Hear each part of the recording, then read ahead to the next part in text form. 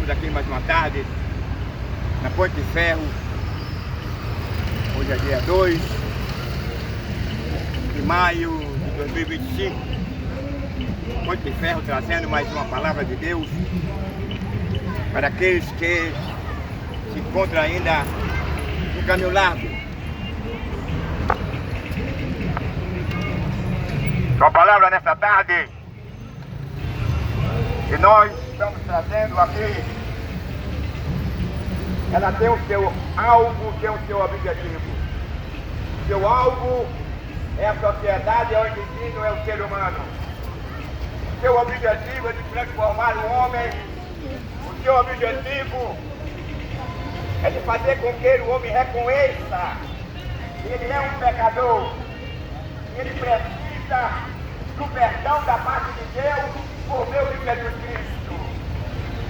Muito embora que em nossa sociedade todavia foi assim, o homem sempre ignorou essa palavra que pode transformar a vida do homem, que pode absolver o homem da condenação eterna.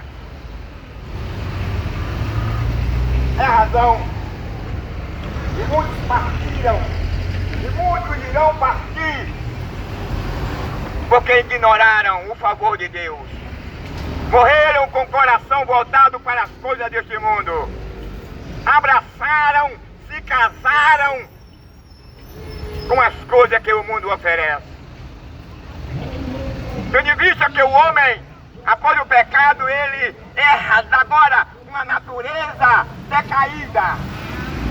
Uma natureza que ele não poderia mais se relacionar com Deus. Quando Deus criou o homem puro, inocente porque ele não sabia, não tinha conhecimento do bem e do mal. O homem foi criado infinito. O homem tinha prazer de conversar, dialogar, de adorar.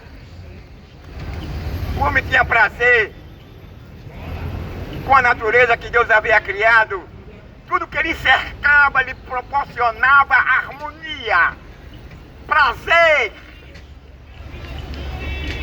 porque ele continuava preservando a comunhão dele com Deus. O que era ali era condicional. Deus criou Adão primeiro, depois que Deus criou Adão do pó da terra, Deus assopra na sua narina. E quando Deus assopra agora na narina do homem, ele se torna um ser vivo. Ele deixou de ser aquele boneco de barro e passou a ser agora um elemento vivo, com vida. E Adão começou agora a se relacionar com Deus.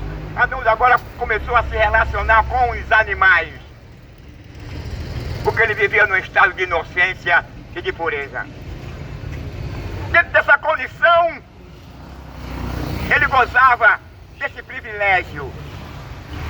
E privilégio hoje, esse, que o homem, após o pecado, ele despreza, ele ignora, ele dá as costas, ele não quer saber, porque o coração dele, a segunda natureza herdada pureza após o pecado, tem levado o homem a ignorar a existência, tem levado o homem a destruir a criação divina.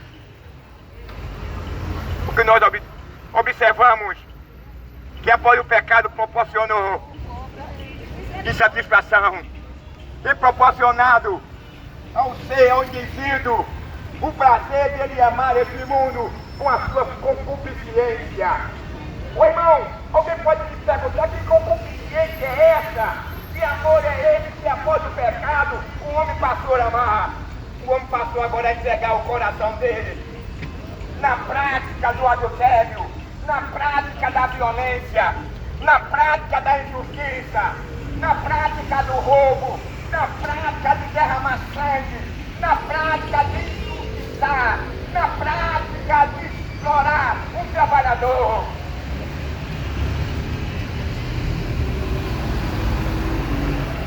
Quando o homem vivia nessa dispensação de inocência e de pureza, todavia ele agradava a Deus. Todavia ele tinha aquela não só oportunidade, mas ele tinha prazer de ouvir Deus orientar a ele. Ele tinha tinha prazer de ouvir Deus conversar com ele. Ele tinha prazer de se apresentar naquele horário, todavia, todos os dias, para ouvir Deus falar com ele. Hoje o homem não quer mais ouvir falar de Deus. Uma prova disso que você chega aqui, você para e observa que não tem ninguém parado, não tem uma multidão cercando para ouvir a necessidade de Deus e ouvir a palavra de Deus. Sabe por quê? Porque o coração do homem está voltado para as coisas desse mundo. O homem dá mais espaço, o homem tem mais tempo, o homem tem amado as coisas desse mundo. Tudo isso após o pecado, na segunda natureza decaída do homem. Nessa segunda natureza do homem, o homem agora tem prazer nas coisas desse mundo. O homem se tornou agora inimigo de Deus. O homem não quer saber de Deus. O homem não quer saber da oportunidade que Deus tem dado a ele por meio de Jesus Cristo, ao ele morrer na cruz para reconciliar e absolver o homem da morte eterna, do castigo e da segunda morte e do lago de fogo. Quando você para observar lá em Gênesis, você vê aquela comunhão que Adão gozava com Deus, que Adão tinha com Deus. Aquele prazer que ele tinha, vivia sozinho. Agora ele teve uma necessidade de uma companheira, e Deus dava uma companheira a ele. Agora que Adão, a vida de Adão ficou muito mais melhor do que antes. Porque ficou melhor, porque ele sentia uma falta de uma companheira, ele ficou triste. Aí chegou a oportunidade que Deus lhe dá uma companheira a ele. Deus lhe deu uma companheira a ele. E Adão agora, todavia, se relacionava com Deus. Era o prazer de Adão, era o prazer de Deus. Mesmo que na onisciência de Deus, Deus já sabia que Adão haveria de pecar. Aí Deus agora, na sua onisciência também, ele já havia projetado um cordeiro pascual. Antes de Deus criar o mundo, Jesus Cristo já havia sido processado. Jesus Cristo já havia morrido pela humanidade, na presciência de Deus. Não havia como evitar de Adão pecar, não. Não havia como evitar o que hoje vem acontecendo no mundo, não. Que era o projeto de Deus, era que o homem vivesse bem. Quando Deus criou o Satanás, o diabo, a luz, a estrela da alva, né? O projeto de Deus era que ele toda vez permanecesse íntegro a Deus. Mas ele deixou que o orgulho entrasse no coração dele. E dentro desse orgulho, ele passou agora a projetar o meio de querer fazer um trono e subir na mais alta nuvem e ali erguer um trono e ser adorado e receber todas as atribuições que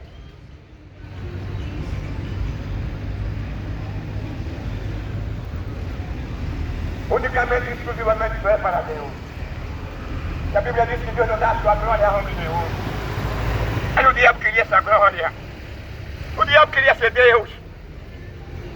Como ele não conseguiu, o projeto dele deu errado. A partir do momento que ele pensou, já deu errado. Quando ele coloca em prática, já deu errado.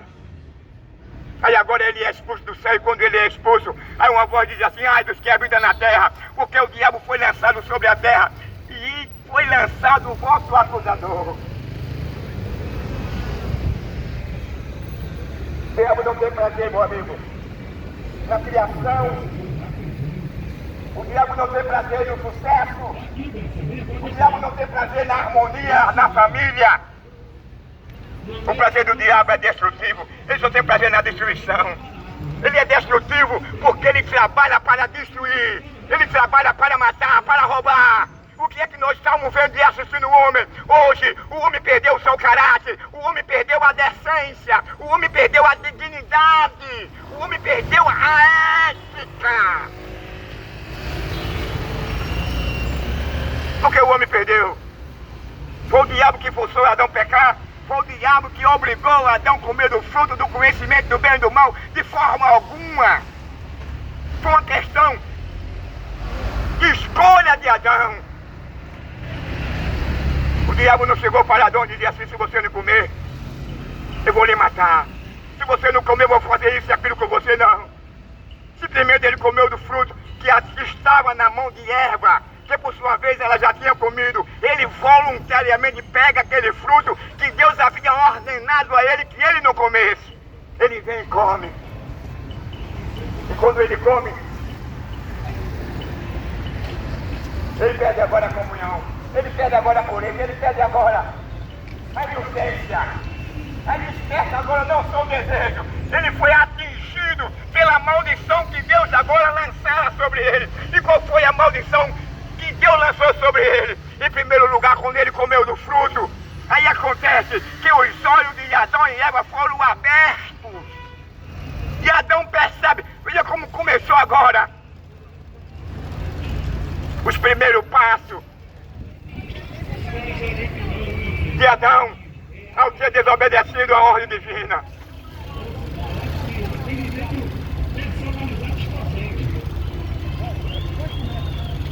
Meu amigo, tudo que Deus fala para o homem, tudo que Deus havia preparado, tudo que estava no projeto de Deus, é o bem que Deus queria para a raça humana, para a sociedade.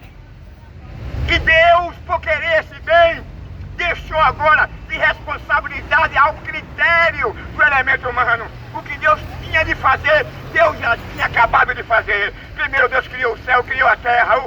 O mar não precisou Deus criar porque não está dentro da criação, porque ele já existia. E o Espírito de Deus, ele pairava, segundo a Bíblia, nas águas, como preservador. O que Deus criou foi o céu e a terra. A água salgada, a água doce já existia. Não que ela seja eterna, mas também ela foi atingida pelo pecado de Adão. Quando Adão peca mais leve agora, ele viu que ele estava nu. Ele havia pedido agora a sua inocência, ele havia pedido agora a sua pureza. Aí Deus automaticamente manteve aquele diálogo com Adão e Eva. E se fez necessário agora Deus sacrificar um animal para vestir Adão e Eva. Isso aí simbolizava a Cristo sendo sacrificado pela humanidade. Simbolizava as vestes de Adão e Eva. Simbolizava Cristo, que já estava processado na presciência de Deus em absolver o homem da condenação eterna. Uma nova roupagem, um novo homem. A Bíblia diz que pelo homem entrou o pecado do mundo e a morte. A Bíblia diz que pelo segundo Adão entrou a vida, a remissão. Pelo segundo homem agora ele veio vivificar o homem, porque o homem morreu, o homem estava morto. O homem passou a morrer moralmente, o homem passou a morrer espiritualmente, ele perdeu a comunhão, ele não dialogava, ele não tinha mais aquele relacionamento com Deus. E fisicamente ele veio morrer lá na frente. Quando a primeira morte, o primeiro homicídio que aconteceu foi quando Caim matou Abel por inveja. A inveja é um inimigo terrível, é um mal terrível que se aloja no coração do ser humano, que faz morada no coração do ser humano e muitas das vezes leva o ser humano à loucura, e muitas das vezes ele leva o homem ao suicídio. A inveja muitas das vezes leva o elemento a tirar a vida do seu semelhante.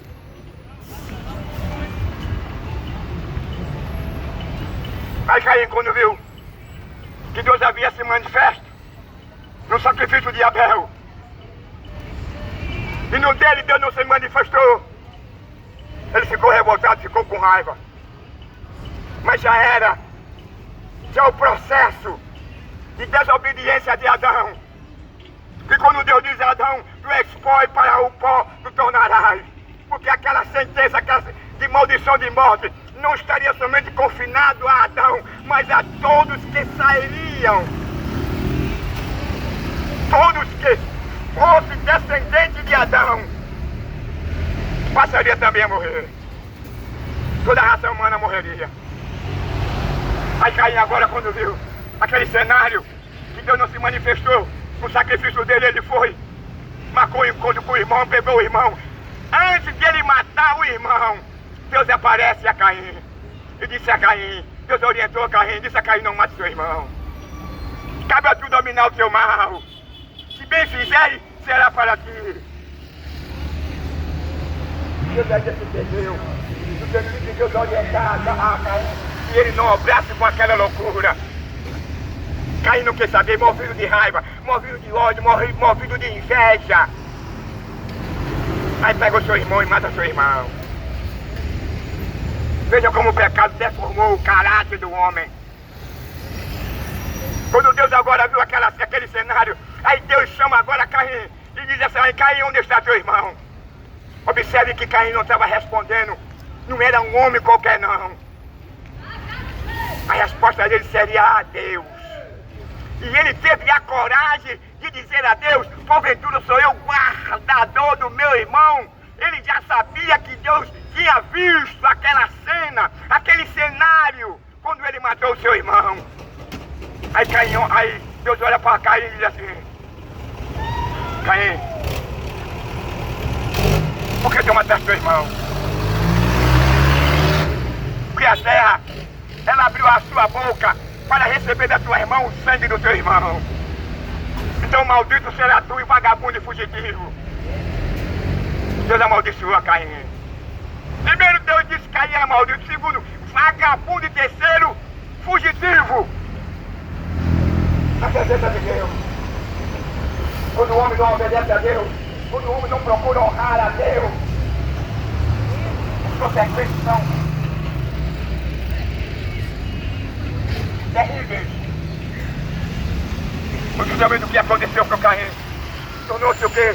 Amaldiçoado por Deus, vagabundo, fugitivo. E o pior do que isso não é nada. É o quê? Os que desobedecem a Deus, os que passam a amar as coisas desse mundo, os que têm prazer nas coisas desse mundo, os que ignoram o sacrifício de Cristo, os que ignoram a morte dele lá no Gólgota, os que não querem nem saber da sua existência pelas práticas exercidas por tais elementos, em matar, em roubar, em tocar fogo, em esquartejar, em vazar os olhos da sua vítima. Vai me lembrar uma certa ocasião que quando Deus chama a Jonas e diz: Jonas, vai lá à cidade de Nínive. Eu tenho uma contenda com aquele rei. Eu tenho algo da minha parte para que tu diga a ele. Aí Jonas olhou assim: vai a Nínive e prega contra ela. Porque se ele não mudar de atitude, não mudar de ação, se ele não se arrepender dos seus atos, da sua violência, eu vou destruir aquela população de 120 mil pessoas habitantes. Como Jonas sabia que Deus era compassível, longânimo, e que certamente ele chegando lá, como profeta hebreu, aquela nação ou aquela cidade haveria de se arrepender. Foi a razão de Jonas agora fugir para Tarsis. Ele fugiu. Eu vejo muito pregador dizendo que ele fugiu com medo. Ele não fugiu com medo não. É porque a cultura, as leis, os deuses da Síria ou de Nínive seria um desastre, seria um perigo para as leis e para o Deus de Israel. Mas ele sabia que Deus ia perdoar aquele povo, aquela cidade. Por isso que ele foi por outro caminho, tomou um rumo diferente. Aí Deus vem agora, cria uma situação para que Jonas chegue ao lugar onde ele determinou, aonde ele mandou. Quando Deus manda, Deus mesmo se encarrega. Quando Deus manda, homem algum pode desobedecer a ordem, o mandado de Deus não. Jonas queria fugir por orgulho. Ele sabia que se ele chegando lá, o povo ia se arrepender. Por isso que ele não foi. Aí Deus agora cria uma situação. O mar ficou bravio, de forma que ele reconheceu os erros dele. Foi lançado uma sorte, caiu sobre ele. Ele disse que era o culpado e ele pediu que sacudisse ele no mar, porque ao lançar ele no mar, o mar ficaria quieto. Foi só o que aconteceu. Aí Deus agora prepara um grande peixe, uma grande baleia, que cientificamente não aceita essa ideologia, essa verdade. Mas ele foi levado no peixe, do ventre do peixe, e que era uma baleia. Seria impossível uma virgem dar a luz a um filho, mas Maria deu, uma virgem deu, não é possível. Como é que pode?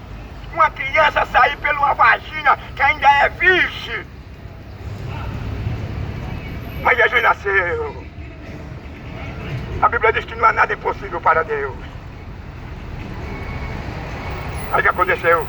Chega Jonas lá, sacudiram ele no mar, o mar se aquietou, o peixe traga Jonas, leva Jonas, a embarcação não seria mais aquele navio, a embarcação não seria agora movida por homens, mas era um peixe orientado, ordenado por Deus para levar Jonas até a Nínive. Você veja que não tinha nenhum capitão, você veja que não tinha nenhum homem guiando, ordenando a baleia, mas a baleia já sabia precisamente aonde ela deixaria a Jonas. O que aconteceu em Jonas chega lá?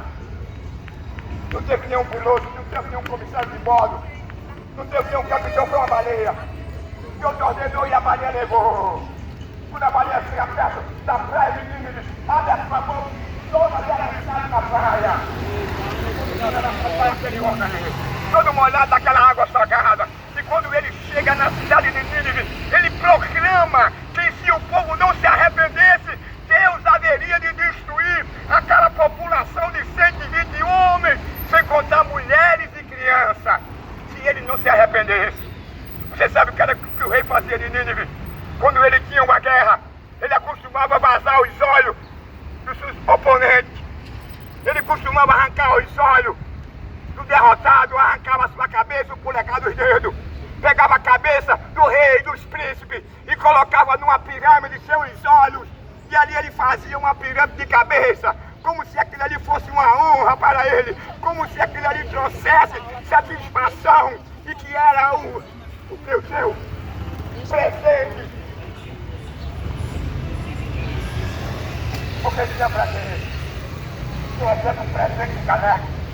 E o presente daquele rei era a cabeça do seu inimigo que ele vencia na guerra, na peleja. Deus tinha prazer em fazer uma pirâmide.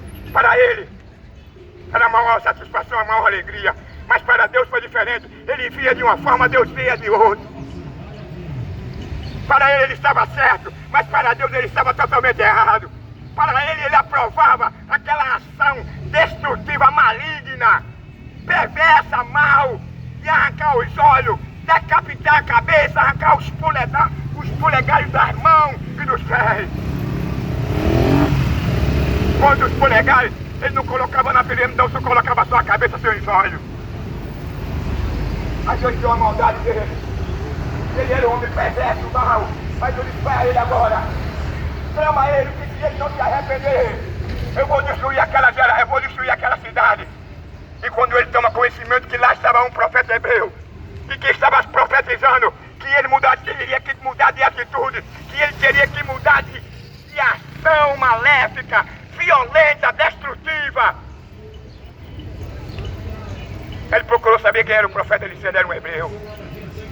Mas prontamente ele se vestiu de saco e ordenou que todos os homens, mulheres, crianças, animal, também se vestissem de saco e começaram agora a jogar cilha sobre eles, se humilharam, se arrependeram. Aí Deus agora pega Jonas, depois de 3 dias que Jonas prega. Jonas agora sobe para um alto. E lá no alto, Jonas agora ficou agora raivoso, ficou indignado. Ele não passou ainda 3 dias ali esperando que caísse fogo do céu e matasse toda aquela população de 120 mil pessoas habitantes. Aí Deus agora dá uma lição a Jonas. Vai nascer agora. Ali quando ele estava naquele soquete ali esperando que acontecesse algo da parte de Deus em relação àquela cidade. Aí Deus agora faz crescer uma borboleira. Quando nasce. Aí agora Jonas ficou debaixo de uma sombra. Ele se alegrou porque ele estava ali no sol quente. Ficou alegre, satisfeito. Aí Deus deu agora a satisfação de Jonas. Aí Deus diz a Jonas, depois de 3 dias ela vai e morre. Aí Jonas ficou com raiva. Aí Deus agora chama a atenção de Jonas. Tu nem plantaste, não fizesse nada para que ela nascesse. E agora está indignado. Porque ela morreu. Quanto mais essa população de 120 mil pessoas aqui, foi eu que criei. Porventura não teria eu misericórdia dele, porque eles se arrependeram. O que eu quero dizer com isso, meu amigo, o que nós aprendemos pelo fator de um homem obrar com violência, de ser perverso, mau. Em primeiro lugar, ele não agrada a Deus. Em primeiro lugar, ele não pode se ter comunhão com Deus. Em segundo lugar, ele está contribuindo para o mal de si próprio.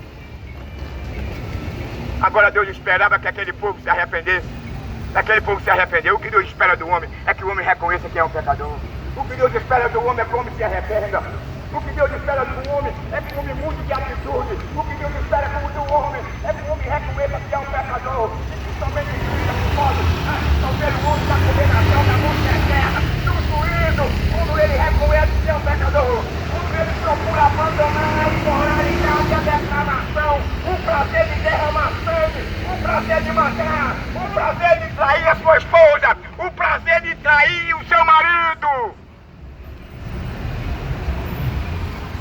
O que Deus espera do homem é que o homem abandone esse prazer de vestir uma saia, de ficar de quase ser penetrado por outro homem. Porque na lei natural de Deus é essa. Criou Deus o homem e a mulher. Essa ideologia de gênero não confere com a criação divina. Quando você pega o livro de Gênesis, você vai ver que Deus criou o homem e criou a mulher. Essa ideologia de gênero é ao contrário. Ela veio do inferno.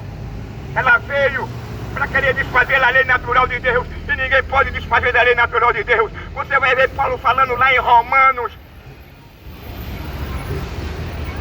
Quando Deus agora vê lá de cima a condição social, moral, espiritual do elemento humano. Aí a Bíblia diz que Deus chegou a uma conclusão que não existia nenhum justo, porque todos pecaram, todos estavam destituídos. Isso quer dizer que os homens se casaram com a escolha desse mundo. O homem tem mais prazer de vestir uma saia, o homem tem mais prazer de matar, o homem tem mais prazer de queimar a vítima, o homem tem mais prazer em matar uma mulher, uma criança, um adolescente, um pai de família. O homem tem mais prazer em mentir, o homem tem mais prazer em carbonizar a sua vítima, o homem tem mais prazer em santificado, receber o bem do ano.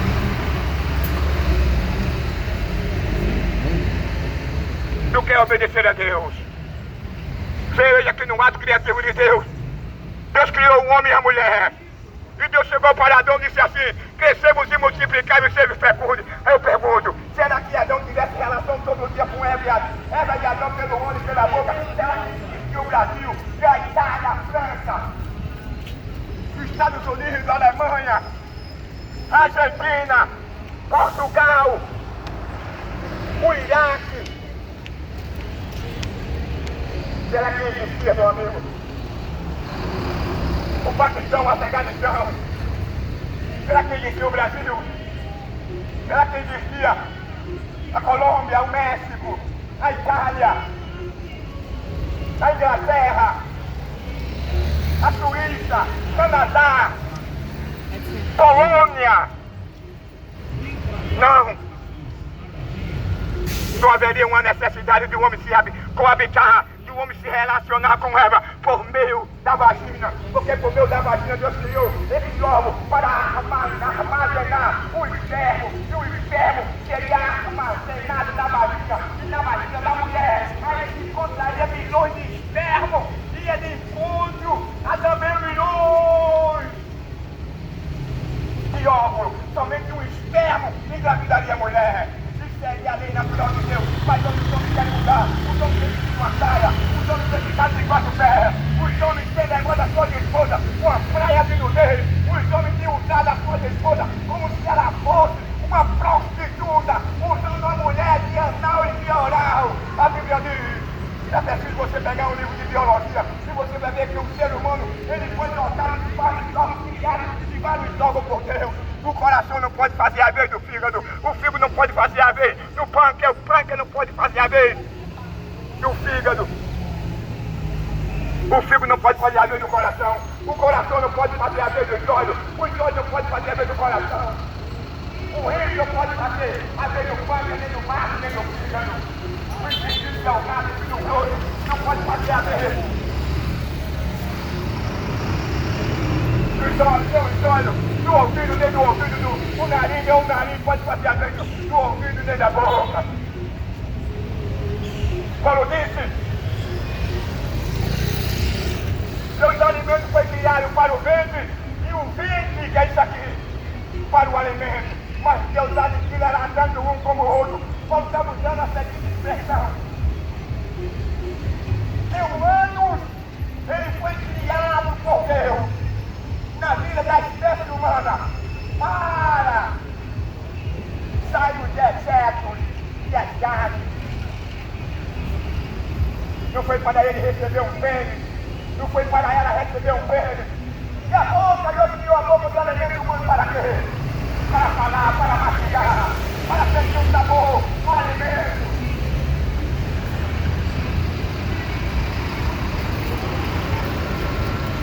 Nós vivemos uma sociedade hoje promissa, onde o cara tem prazer de vestir uma sardinha, onde o cara tem prazer de ficar de quatro pés e ser penetrado por outro homem, onde o cara tem prazer de botar um fio dental, onde o cara tem prazer de botar um pênis. Não é uma pornografia, não. Eu aprendi na sala de aula que pênis é uma palavra científica. O cara até tem mais fácil, o cara dá mais lugar ao seu instinto depravado, decaído, imoral, que viola a lei moral e a lei natural de Deus. O cara tem mais prazer em querer desfazer da lei de Deus. O cara tem mais prazer de aborrecer a Deus. Por essa razão, as consequências são ali. É terremoto, é tsunami, é tufão, é ciclone, é guerra, é rumor de guerra, é fome, é desemprego, é infarto, é derrame, é câncer, é glaucoma.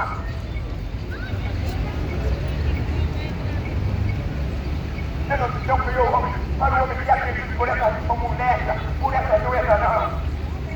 Tudo isso veio acontecer, e veio acontecendo na raça humana. O fator principal foi a sua falta de integridade para com Deus. Aí o homem agora ficou a mercê, o homem agora ficou sujeito a essas maldições que vem assolando o ser humano, a diabetes, a cegueira, a surdez. O homem confinado a um caixão. Até o tempo, os dias de vida do homem foi diminuído. Deus diminuiu até o dia de vida do homem. Deus não teve mais prazer de se relacionar com o homem, não. Deus chamou Noé e disse, olha, o meu espírito não contenderá mais com essa geração. Sabe por que Deus estava insatisfeito com aquela primeira geração? Porque os homens tinham prazer em matar, os homens tinham prazer em derramar sangue, os homens tinham prazer em vestir um cuecão de couro, os homens tinham prazer em ser idólatras, os homens eram canibais, os homens eram unânimes em matar, em carbonizar, em esquartejar e similar lá na primeira geração.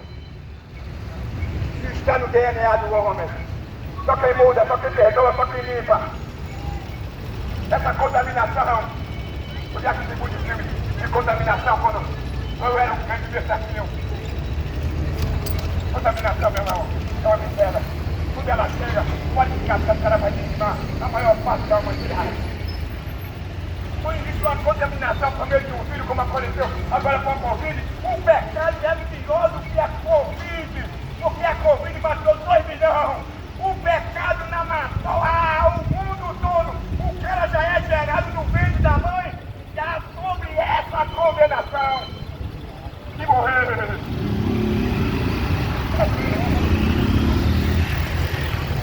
O diabo não depende de você, não. Você pode me ignorar, você pode não gostar de mim, você pode ter raiva de mim, mas eu tenho que dizer que você está sendo enganado pelo diabo. Eu tenho que dizer que o diabo existe. Se é um cara aqui que já viu ele cara a cara, não foi em sonho não. Eu já vi ele, como estou vendo aqui, o nosso irmão Alexandre. Você pode achar até que é uma mentira, e ele sabe que é verdade. Desde que eu era adolescente, criança, que que meu pai era vivo, meu pai era ateu. Ele parecia a mim, eu não sabia. Ele me perturbava muito, eu era criança. Mas depois que eu tomei uma forma mais desenvolvida no sentido de conhecimento, eu vi ele em volta a uma nuvem.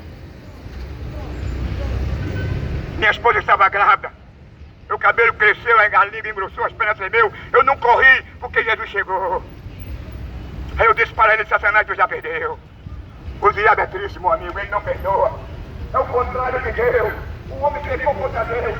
O homem violentou a ordenança de Deus. Mas mesmo assim, Deus, no seu projeto, na sua persistência, já tinha preparado para justiça. Com antemão, antes do homem pecar, Jesus já estava no projeto de Deus para reconciliar a humanidade com ele. O diabo não faz, o diabo não tem, o diabo não lhe ama, o diabo não tem prazer na sua família, o diabo não tem prazer na sua vida, o diabo quer acabar com a sua esposa, o diabo quer acabar com o seu filho, o diabo quer acabar com a sua vida. Mas Jesus, ele te dá vida, ele te perdoa, ele te absolve, ele te vivifica, ele te liberta, ele te dá um novo nome, ele te dá, te oferece um novo céu e uma nova terra.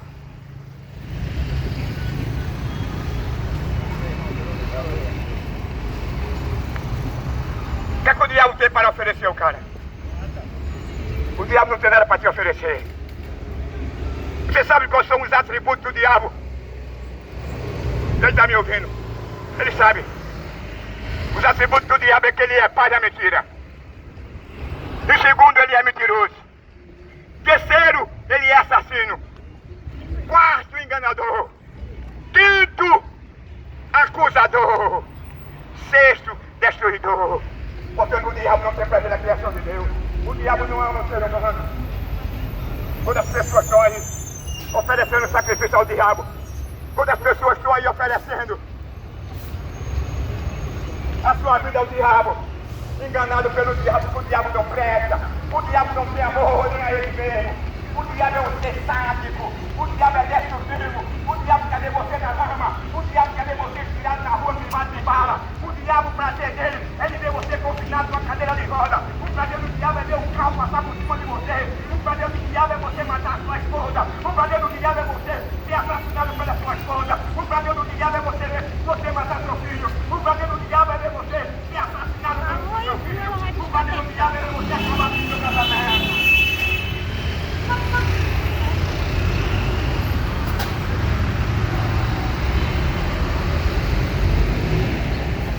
Está pensando que o diabo é uma coisa boa, é?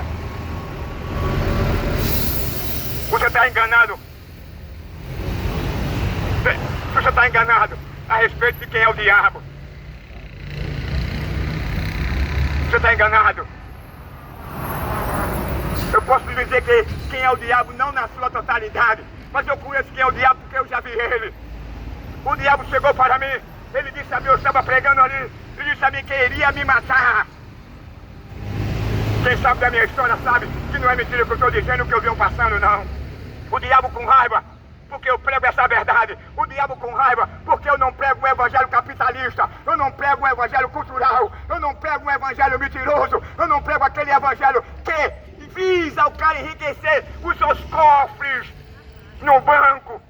Eu prego um evangelho que João Batista pregou, um evangelho que desperta você para a realidade, um evangelho que pode transformar a sua vida, um evangelho que transforma a sua vida, um evangelho que não deixa você cego, um evangelho que vai reparar o dano lá no início do Jardim do Éden. É um evangelho que pega o homem e vivifica, é um evangelho que pega o homem, faz dele nova uma criatura, mas o diabo ele trabalha, o diabo trabalha 24 horas, 48 horas, para que você permanecer cego, para você ignorar essa verdade, para você odiar a verdade, para você não querer ouvir a verdade, para você continuar toda a pergunta fora desse mundo. O mundo cruel, mal, perverso, quem rege esse mundo é o diabo contra o homem e a sociedade dá lugar a ele.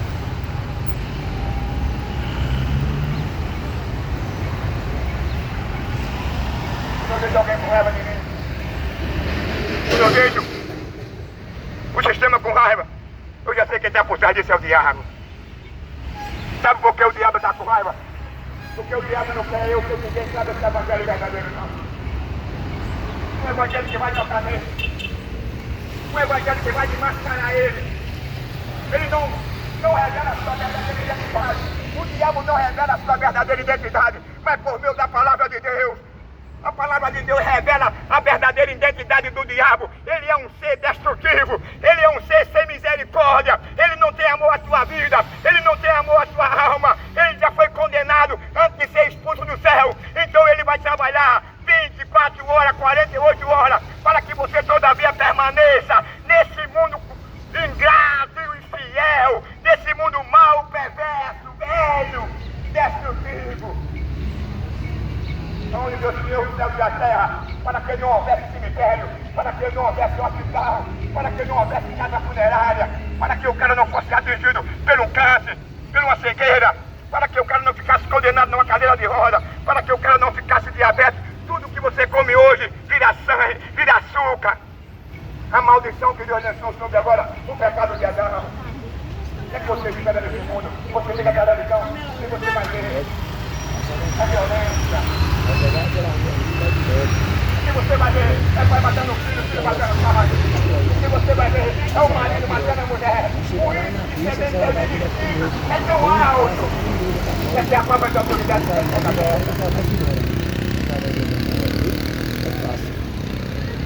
se mata hoje, em nosso estado, em nosso país, como se mata animal, como se mata boi no matadouro. Hoje ninguém tem mais amor, hoje ninguém tem mais respeito pela vida.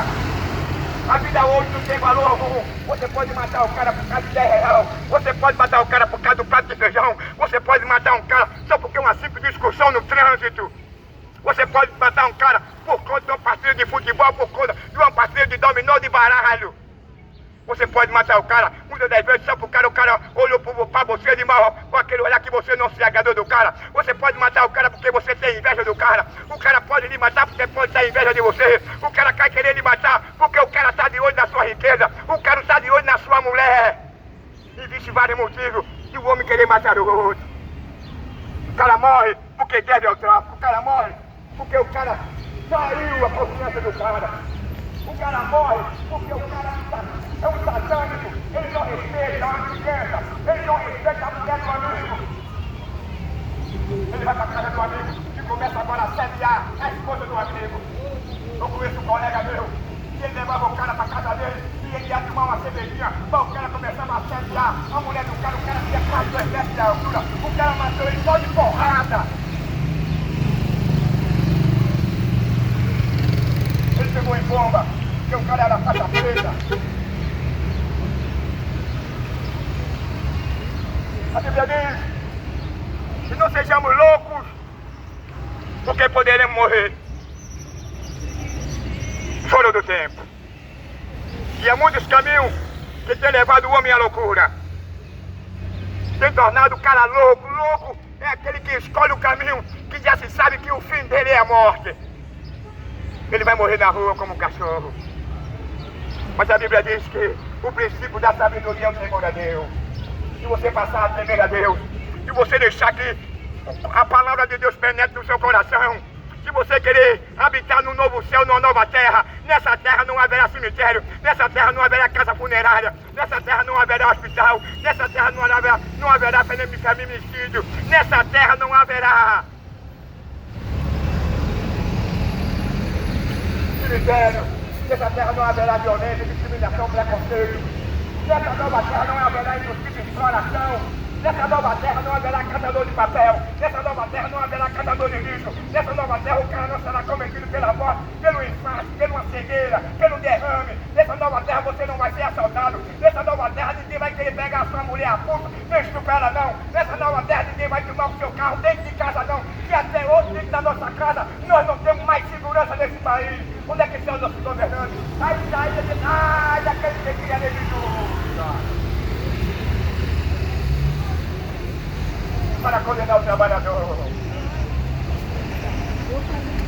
Estamos descendo, amigo, a violência, a banalidade do crime. Veja aqui o leão, o leopardo, o tigre, a hiena, entre outros. Ele mata um animal para se alimentar e matar a sua fome. O ser humano é diferente. E o animal é selvagem, mas ele mata para se alimentar. O ser humano, ele é composto de corpo, alma e espírito. O animal não é composto de corpo, alma e espírito. Ele é um ser social, mas ele tem deixado ser dominado pelo mal. Ele tem deixado ser dominado pela concupiscência dos seus olhos.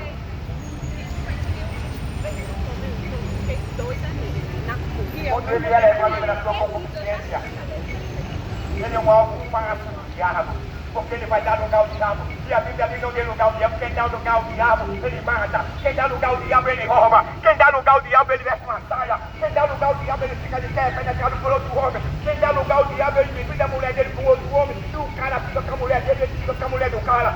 Quem dá lugar ao diabo, o cara espanca a mulher. Quem dá lugar ao diabo, a mulher quer manipular o homem. Quem dá lugar ao diabo, o pai mata o filho, o filho mata o pai. Quem dá lugar ao diabo, ele é avarento, ele se torna um ateu, um materialista. Quem dá lugar ao diabo, ele ignora as advertências da parte de Deus. Quem dá lugar ao diabo, ele não acredita na existência de um ser supremo. Ele não acredita na existência de Deus. Ele não acredita que há um governo acima do governo humano. Ele não acredita na liberdade que Cristo oferece, que Deus oferece por meio de Cristo. Ele não acredita no perdão, ele não acredita na reconciliação, ele não acredita no novo sol da nova terra, ele não acredita que Jesus Cristo morreu e ressuscitou. Mas se você for lá no túmulo dele, você vai encontrar um epígrafo que tem a seguinte expressão: ele não está aqui, mas ele já ressuscitou de volta. Se você for no túmulo de César, se você for no túmulo de Maomé, se você for no túmulo de Allan Kardec, se você for no túmulo de Nero, de Platão, se você for no túmulo ou no sepulcro dos maiores personagens que passou por essa história, por esse mundo, como Santo Dumont, Machado de Assis, Tiradentes, a rainha Elizabeth, Dom Pedro I, Dom Pedro II. Se você for na história de Roma, você vai encontrar uma epígrafe, principalmente ali no túmulo dos reis do Egito. Aqui resta, aqui o resto cortado. E fica tudo diferente.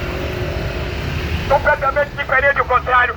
Está um epígrafo com a seguinte expressão: ele não está mais aqui, porque ele já ressuscitou dos mortos. Cristo, a primícia dos mortos. Ele ressuscitou para dar ênfase. Ele ressuscitou para garantir a nossa ressurreição. É por meio da nossa ressurreição que nós vamos herdar um novo céu e nova terra. É por meio da nossa ressurreição que nós vamos herdar um corpo glorioso. É por meio da ressurreição que esse corpo que é animal, corruptível, esse corpo que é mortal, esse corpo que está sujeito à morte, à doença, você vai receber o corpo glorioso. Você passará por uma transformação. Você receberá um novo nome. Você vai ter acesso a Deus. Você vai passar a conhecer a Deus como Ele é. Você vai passar a conhecer a Jesus como Ele é. Não é aquele Jesus que apareceu depois de 3 dias aos apóstolos com a mão furada, os pés furados, não. Paulo enfatiza. Garante que nós vamos ver Cristo como Ele é. Sabe por quê? Porque aquele estava humanizado. E a definição que João dá a respeito de Jesus Cristo, no seu lado original, na sua essência, como Ele é um olho cheio de fogo, um cabelo branco. Todo mundo está panerado como Ele é. Não é aquele da vida cruz, que está curado com a lança do lado direito, não. Não é aquele Jesus Cristo que foi curado com 10 irmãos, não. É como Ele é. Você só pode ver como Ele é. Que Ele vai ficar somente pela ressurreição. No processo. Primeiro processo é o arrependimento. O segundo processo é uma regeneração. O terceiro processo é você ressuscitar com Ele. Eu vou finalizar cada horário. Que Deus nos ajude, que Deus continue nos ajudando. Não perca essa oportunidade, não. Oportunidade exclusiva que transforma o pecador. Jesus certa vez disse que ele não veio para condenar o homem, não. Isso é uma questão do homem. Ele veio para reconciliar o homem com Deus. João Batista, ele aponta para Jesus quando ele estava batizando no Rio Jordão. Eis aí o Cordeiro de Deus que tira o pecado do mundo. Então o único caminho, a verdade, o único meio de você ter acesso e ser absolvido e morar nesse novo céu, nessa nova terra, que é onde não haverá injustiça. Nessa nova terra, você não vai ver mendigo. Agora eu quero te dizer, aquele que entrar pelo caminho largo irá para o inferno, porque foi sua escolha. A Bíblia diz que ele veio desfazer as obras do diabo. E no inferno, você vai ter fome e sede, mas não vai haver água nem alimento. No inferno você não tem uma cama, nem uma rede, nem um campo de futebol, nem um telão, nem uma rede social. No inferno você vai ter mulher, mas você não vai poder se relacionar com ela. No inferno você não pode ir mais para o piquenique. No inferno você não vai ter o que você tem aqui. Vai chegar a hora onde você vai descansar para trabalhar no outro dia. No inferno é 24 horas, 48 horas de sofrimento. A Bíblia diz onde há choro e há ranger de dente. Mas a esperança da humanidade, sabe quem é? Não é a riqueza, não é o seu título, não é o seu nome no topo da fama. A sua absolvição, ela vem por meio do seu arrependimento. Se você passar a crer que Jesus Cristo pode e que Ele pode tornar Senhor da sua vida, você será perdoado e absolvido e alcançará e entrará pelas portas por meio dele, em nome de Jesus.